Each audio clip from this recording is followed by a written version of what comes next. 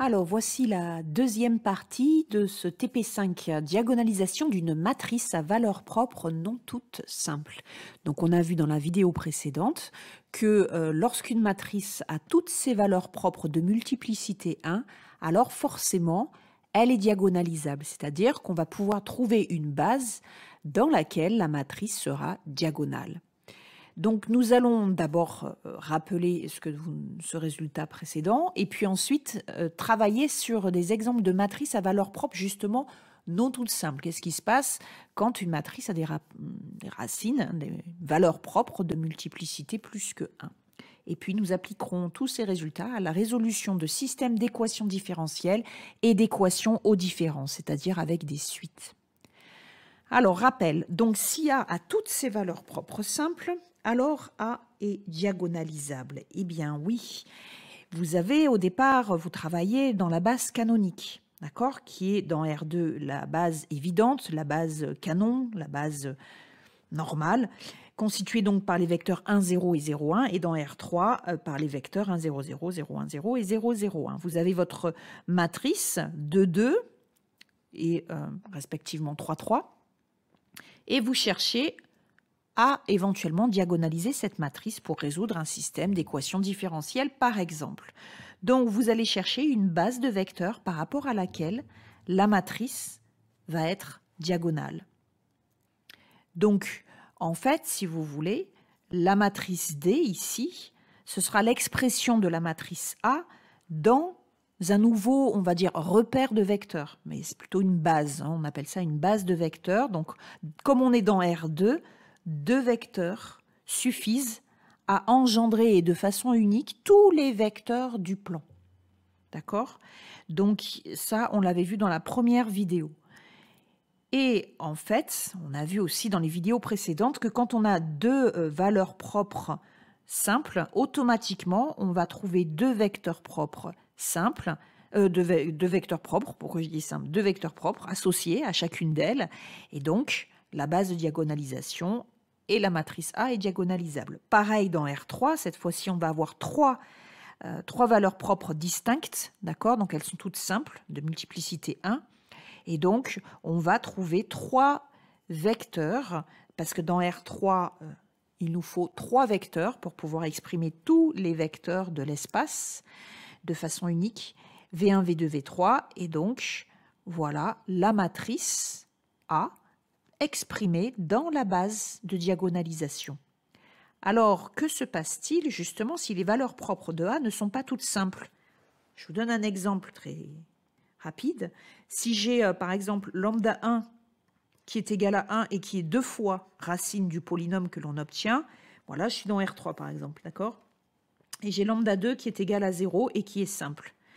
Pour lambda 1, je vais forcément trouver un vecteur propre. Et pour lambda 1, je vais forcément en trouver un aussi, mais il m'en faudrait un autre. Parce que je travaille dans R3, il me faut trois vecteurs pour former une base, trois vecteurs non liés. D'accord? Donc ici, il me faudrait un troisième vecteur. Alors, eh bien, dans certains cas, on va pouvoir le trouver. Dans ce cas-là, on dira que la matrice est diagonalisable. Et dans d'autres cas, on ne le trouvera pas et la matrice ne sera alors pas diagonalisable. Alors, dans cette matrice, on recherche, toujours pareil, hein, les valeurs propres associées à la matrice B. Donc, pour cela, on calcule, on résout l'équation déterminant de B moins lambda identité de 3 égale à 0. On trouve ce résultat ici. Donc, on va pouvoir calculer le déterminant par rapport à la première colonne. Puis, le signe, c'est plus. On barre la première ligne et on obtient donc moins 1 moins lambda, facteur du déterminant de 2. 3 moins lambda, 4, 1, 3 moins lambda. Ce qui donne 3 moins lambda, le tout au carré, moins 4. Et là, soit vous développez tout, vous obtenez un polynôme de degré 3 dont il faut chercher une racine évidente pour finir la factorisation, ou alors vous connaissez vos identitaires marquables par cœur, bien entendu, et vous dites que a carré moins b carré, c'est a moins b facteur de a plus b. Et donc là, vous voyez que votre factorisation, elle est immédiate. Donc pensez bien aux identités remarquables. Nous obtenons donc trois valeurs propres pour cette matrice 3, 3. Donc lambda qui est égal à moins 1, lambda qui est égal à 1 et lambda qui est égal à 5. Donc automatiquement, comme elles sont simples, ces trois valeurs propres, à chacune d'elles va être associé un vecteur propre. Et donc ces trois vecteurs propres vont constituer la base de diagonalisation de B. Donc cette matrice B est donc diagonalisable. Alors maintenant, étudions l'exemple suivant. Allez, la matrice C maintenant. Alors, on cherche les valeurs propres de C. Vous pouvez mettre sur pause et sur play pour les trouver. Donc là, ça ne va pas être compliqué parce que j'obtiens, vous voyez, une matrice triangulaire. Donc, il suffit de faire le produit des termes de la diagonale pour obtenir le déterminant. Donc, 1 est valeur propre double et 2 est valeur propre simple. Alors, je retrouve les mêmes valeurs que précédemment parce que j'ai un petit peu trifouillé la matrice pour que ça donne à peu près les mêmes résultats, que ce soit rapide à calculer, surtout. Donc maintenant, je m'occupe, je ne sais pas encore si A est diagonalisable. Pour le savoir, je cherche les vecteurs propres associés à la valeur propre double. D'accord? Donc toujours pareil, je résous C moins lambda 1 identité fois V égale à 0. Donc lambda 1, c'est 1. Donc ici, je vais enlever, je vais remplacer tous mes lambda par 1, en fait, si vous voulez. Voilà. Donc ça fait 0, 0 et 2 moins 1, 1. J'ai la même équation, c'est-à-dire z égale à 0, et x et y, je n'ai pas d'informations sur x et y.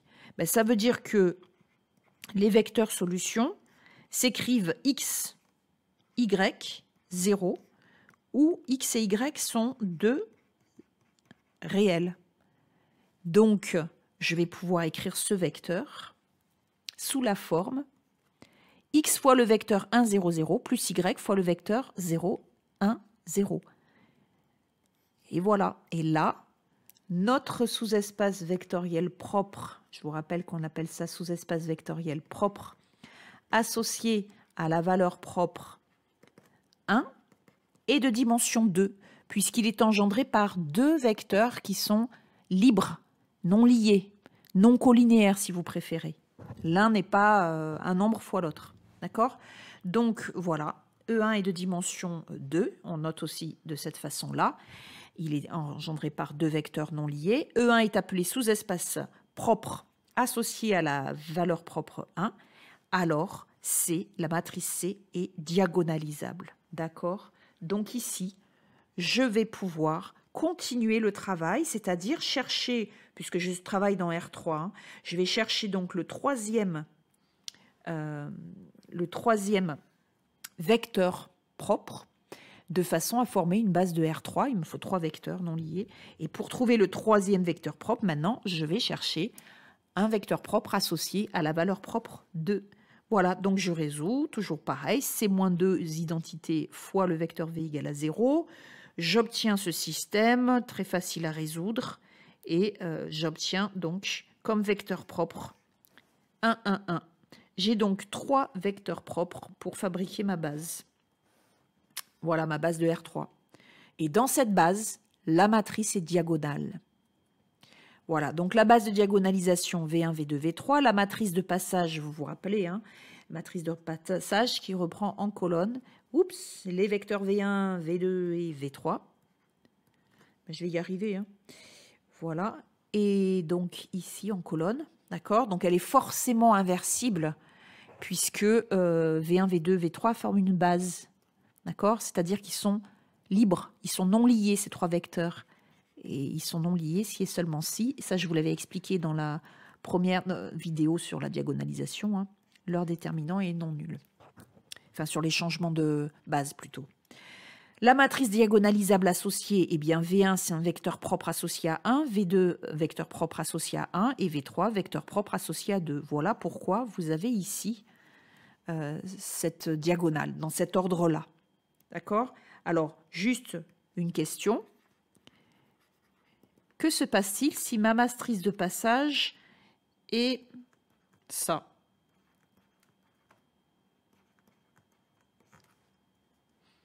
Eh bien, la matrice diagonale associée va être 2, 1. Voilà. D'accord? Attention à l'ordre des vecteurs dans la base, ils ont une influence forcément sur la matrice diagonale.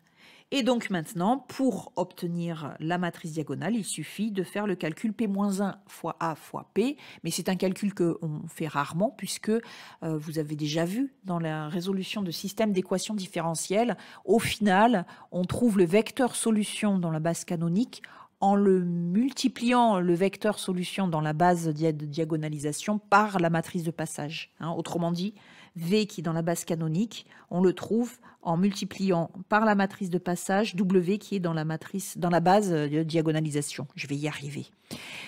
Voilà. J'espère que tout ceci est clair. Alors, un troisième exemple. Je vous laisse mettre sur pause puis sur play. Alors, en fait, vous avez le résultat sous les yeux. Ici, c'est à peu près la même matrice que précédemment. On a une valeur propre double, 1 et 2 qui est simple. Donc, on cherche les vecteurs propres associés à la valeur propre double. D'accord? Et on trouve un seul vecteur propre, donc la matrice n'est pas diagonalisable. En conclusion, une matrice A d'ordre n, c'est-à-dire à n lignes, n colonnes, est diagonalisable sur K. K, ça peut être R ou l'ensemble des complexes. Nous, on travaille toujours dans R2 et dans R3 depuis le début, avec K égale R ou C, ou R. R. Si et seulement si l'équation caractéristique possède n solutions, puisqu'on travaille avec une matrice d'ordre n, donc 2 solutions si on travaille dans R2, 3 solutions si on travaille dans R3, d'accord? Et si pour tout i, donc ici, ces n solutions ne sont pas forcément toutes distinctes. D'accord? Lambda 2 peut être égal à lambda 1, c'est ça que je veux dire. Et deuxième point, si pour tout i, la dimension de l'espace propre associé à lambda i est égale à ki, où ki, c'est la multiplicité de la valeur propre lambda i, eh bien alors A est diagonalisable et réciproquement. D'accord? Donc, je vous rappelle que E lambda I, E indice lambda I, c'est le sous-espace vectoriel propre associé à la valeur propre lambda I, c'est-à-dire c'est l'ensemble des vecteurs solutions de l'équation A moins lambda I identité fois V est égal à 0. Voilà. Donc, autrement dit, vous retenez quoi? Vous retenez que si A a toutes ses valeurs propres simples, alors elle est automatiquement diagonalisable. Si A a une valeur propre multiple, eh bien elle est diagonalisable si et seulement si la dimension de l'ensemble des solutions qui permet d'obtenir les vecteurs propres, si la dimension est égale à la multiplicité de cette valeur propre. Ok? Bien. Alors maintenant, nous allons travailler sur quelques applications. La résolution d'un système d'équations différentielles 3,3, je vous laisse le travailler en totale autonomie. Et pour ceux qui veulent aller plus loin, et même pour ceux qui veulent réviser le DS, c'est la semaine prochaine, bien cet exercice qui n'est pas dans le polycopier. Allez, je vous retrouve sur Discord pour discuter de tout cela.